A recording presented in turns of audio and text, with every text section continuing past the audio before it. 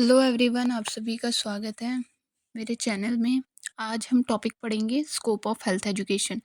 इससे पहले मैंने आपको हेल्थ एजुकेशन के बारे में बताया, उसके एम्स के बारे में, उसके कंसेप्ट के बारे में और प्रिंसिपल्स ऑफ हेल्थ एजुकेशन।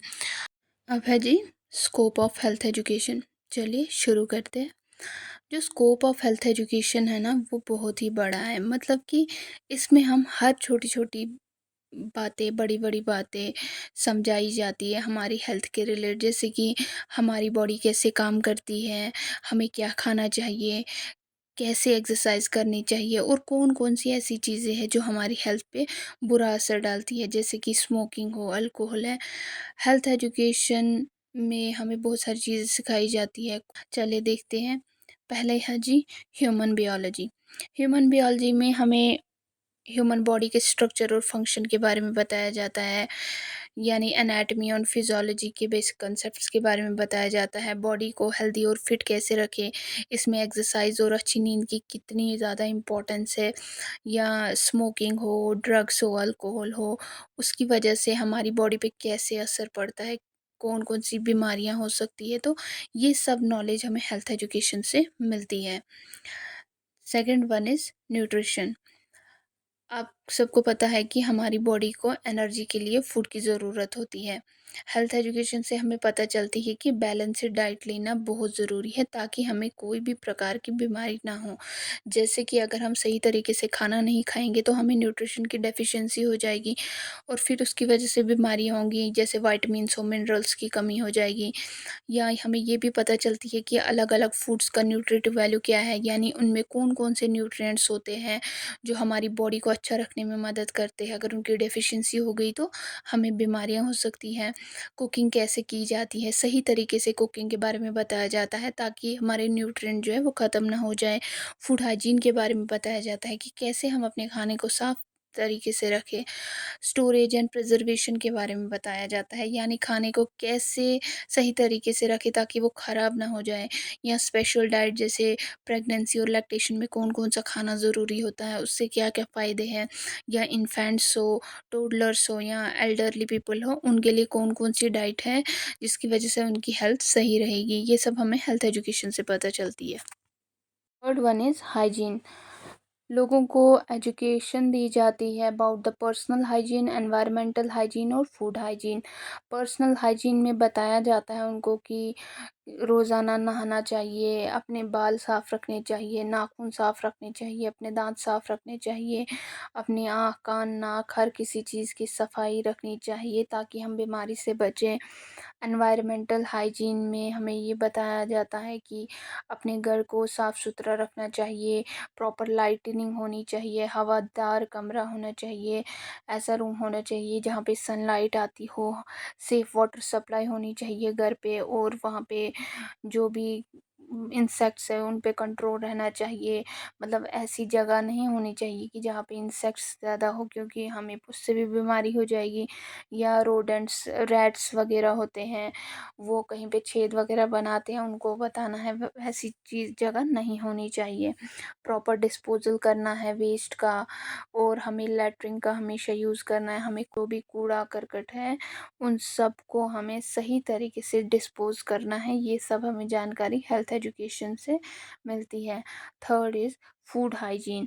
हमें फूड हाइजीन मतलब कि कैसे हम खाना खाने को प्रिवेंट करेंगे।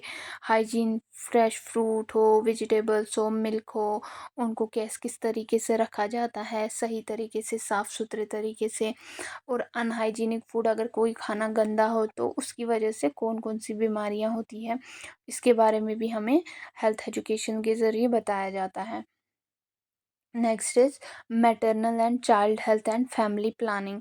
इसमें क्या किया जाता है, मदर्स को बताया जाता है कि अपनी हेल्थ को अच्छा करे और खुद को सही रखे ड्यूरिंग प्रेगनेंसी और लैक्टेशन, क्योंकि प्रेगनेंसी और लैक्टेशन के दौरान बेबी टोटली डिपेंड होता है मदर पे। तो अगर माँ का स्वास्थ्य अच्छा रहेगा तो बच्चे का स्वास्थ्य भी अच्छा रहेगा। ये सब हमें हेल्थ एजुकेशन के ज़रिए पता चलती है। उनको बताया जाता है कि आप सही तरीके का पोषण खाओ। उनको बेबी की केयर के बारे में बताया जाता है कि कैसे बेबी की केयर की जाती है, क्या इन्फेंट फीडिंग के बारे में बताया जाता है, ब्रेस्ट फीडिंग के बारे में बताया जाता है, उसकी इम्पोर्टेंस के बारे में बताया जाता है। और उनको ये भी एजुकेट किया जाता है कि फैमिली प्लानिंग के बारे में बताया जाता है, और बताया जाता है कि जो छोटी फैमिली होती है उसके क्या क्या फ़ायदे हैं। ये सब चीज़ें हमें हेल्थ एजुकेशन से पता चलती है। Next is prevention of communicable and non communicable disease. Health education हमें बताता है प्रिवेंशन ऑफ कम्युनिकेबल डिजीज़ कैसे करेंगे और प्रोटेक्ट करें, इम्यूनाइजेशन वैक्सीनेशंस लगाएं ताकि हमें वो बीमारियां ना हो, जैसे कि टीबी हो, मीज़ल्स हो। उसके लिए बचाव कैसे किया जाता है, वैक्सीन्स अगर हम लगाएंगे तो उसकी वजह से हम बीमारियों से बच सकते हैं। हेल्थ एजुकेशन दी जाती है ताकि हम नॉन कम्युनिकेबल डिजीज़ जैसे हाइपरटेंशन हो, हार्ट डिजीज़ हो, या डेंटल कैरीज हो, या किसी को माल न्यूट्रिशन या ड्रग एडिक्शन हो, कि कैसे हम इन चीज़ों से बचाव कर सकते हैं ताकि हमें बीमारी ना हो। Next is prevention of accidents. Accident जो है घर पे भी हो सकते हैं, वर्क प्लेस पे भी हो सकते हैं, या रोड पे भी हो सकते हैं, या स्कूल में भी हो सकते हैं। तो इस प्रकार के एक्सीडेंट्स से बचने के लिए हमें हेल्थ एजुकेशन के ज़रिए बताया जाता है, लोगों को एजुकेट किया जाता है कि सेफ्टी मेजर्स के बारे में बताया जाता है, सेफ्टी रूल्स और फर्स्ट एड्स का ज्ञान दिया जाता है ताकि हमें एक्सीडेंट्स ना हो। Utilization of health resource. लोगों को सिखाया जाता है कि गवर्नमेंट की हेल्थ सर्विस जैसे हॉस्पिटल है, वैक्सीन है, आंगनवाड़ी सेंटर है, उसका यूज़ कैसे करें। मोस्टली क्या होता है, रूरल एरियाज़ में अवेयरनेस ज़्यादा नहीं होती है, इसलिए उन्हें मोटिवेट किया जाता है कि वो नेशनल हेल्थ प्रोग्राम में हिस्सा ले ताकि उनको जानकारी हो कि कौन कौन सी फैसिलिटीज़ हैं हमारे लिए अवेलेबल और हम उसका कैसे इस्तेमाल ले सकते हैं। Next is sex education. Educate किया जाता है कम्युनिटी के लोगों को about the prevention of sexually transmitted disease और एड्स। इसके बारे में बताया जाता है कि कैसे इससे बचाव किया जाए, स्पेशली एडोलसेंट एज ग्रुप को सेफ प्रैक्टिस और बॉडी चेंज के बारे में प्रॉपरली समझाया जाता है through health education. Next is mental health. In some areas, there are drug dependence, smoking, alcoholism, crime, and violence are becoming major problem. People require proper health education for optimum mental health. बहुत सारे areas में ऐसे लोग होते हैं जो drug dependence होते हैं, स्मोकिंग करते हैं, अल्कोहलिज्म करते हैं, और वहाँ पे बहुत ही ज़्यादा क्राइम और वायलेंस होता है। तो लोगों को इसके लिए बहुत ही ज़रूरी है कि उनको हेल्थ एजुकेशन दी जाए। स्ट्रेस, डिप्रेशन, क्राइम जैसी प्रॉब्लम से कैसे बचे जाए, उनका पॉजिटिव मेंटल हेल्थ के लिए सपोर्ट किया जाता है, काउंसलिंग दी जाती है, और हेल्दी एनवायरनमेंट की इम्पोर्टेंस उनको बताई जाती है। नेक्स्ट है हेल्थ स्टैटिस्टिक्स। हेल्थ स्टैटिस्टिक्स का मतलब होता है हेल्थ के रिलेटेड इंफॉर्मेशन जो है उसको नंबर्स में कलेक्ट करना, रिकॉर्ड करना और एनालाइज करना। जैसे कितने लोग किसी बीमारी से इफ़ेक्ट हुए हैं, कितनों का ट्रीटमेंट हुआ है, और कितने लोग रिकवर हुए, कितनों का बर्थ हुआ, कितनों का डेथ हुआ। ये सब हम हेल्थ स्टैटिस्टिक्स में करते हैं। ये डाटा गवर्नमेंट और हेल्थ डिपार्टमेंट के लिए बहुत ज़रूरी होता है ताकि वो सही तरीके से प्लानिंग कर सकें। गवर्नमेंट को पता चल जाती है कि किस जगह कितनी हेल्थ सर्विस की ज़रूरत है, कितनी वैक्सीनेशन भेजनी है, कितने हॉस्पिटल बनाने हैं, जब हम प्रॉपर हेल्थ स्टैटिस्टिक्स करेंगे। अब हेल्थ स्टैटिस्टिक्स में हम एजुकेट करते हैं पीपल्स को regarding importance of health surveys.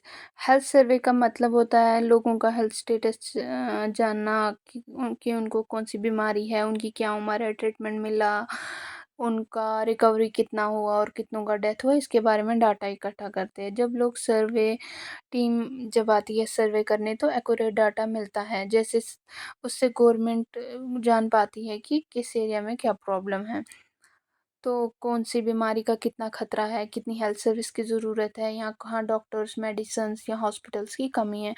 अगर लोग सही सर्वे नहीं देंगे, सही इन्फॉर्मेशन नहीं देते हैं, तो उसकी वजह से इनकम्प्लीट डाटा मिलता है। जब इनकम्प्लीट डाटा मिलता है तो उसकी वजह से सही तरीके से प्लानिंग नहीं होती है हेल्थ की। तो इसके बारे में हम लोगों को एजुकेट करते हैं और उनको एजुकेशन दी जाती है about the importance of birth and death reporting. उनको बताया जाता है कि बर्थ और डेथ रिपोर्टिंग रजिस्ट्रेशन कराना कितना ज़रूरी है। उनको बर्थ रजिस्ट्रेशन का बताना है कि बच्चों को आइडेंटिटी मिलती है, बर्थ सर्टिफिकेट मिलता है बर्थ रजिस्ट्रेशन करने से, स्कूल में एडमिशन मिलता है, टीकाकरण होता है उनको, और गवर्नमेंट्स के बहुत सारे बेनिफिट्स मिलते हैं अगर बर्थ रजिस्ट्रेशन कराएं।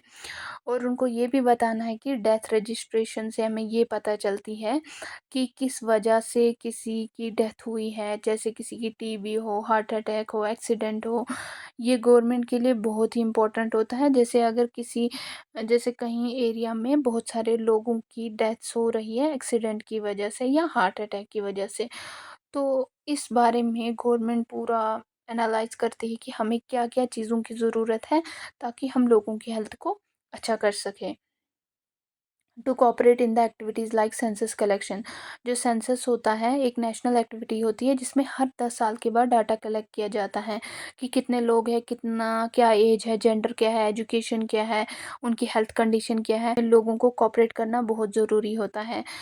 क्योंकि अगर वो कोऑपरेट करेंगे, सही इन्फॉर्मेशन प्रोवाइड करेंगे तो गवर्नमेंट की तरफ से भी सही तरीके से हेल्थ सर्विसेज प्रोवाइड की जाएगी ताकि उनकी हेल्थ को अच्छे तरीके से रखा जाए। मोस्टली क्या होता है अगर इनएक्यूरेट इन्फॉर्मेशन दी तो हेल्थ सर्विस सही तरीके से नहीं प्लान की जाएगी। This was all about the scope of health education. Hope आपको मेरा समझ आ गया होगा। अगर आपको मेरा वीडियो समझ आया, लाइक कीजिए, शेयर कीजिए, सब्सक्राइब कीजिए और अपनी राय कमेंट सेक्शन में बताइए कि आपको मेरा वीडियो कैसा लगा।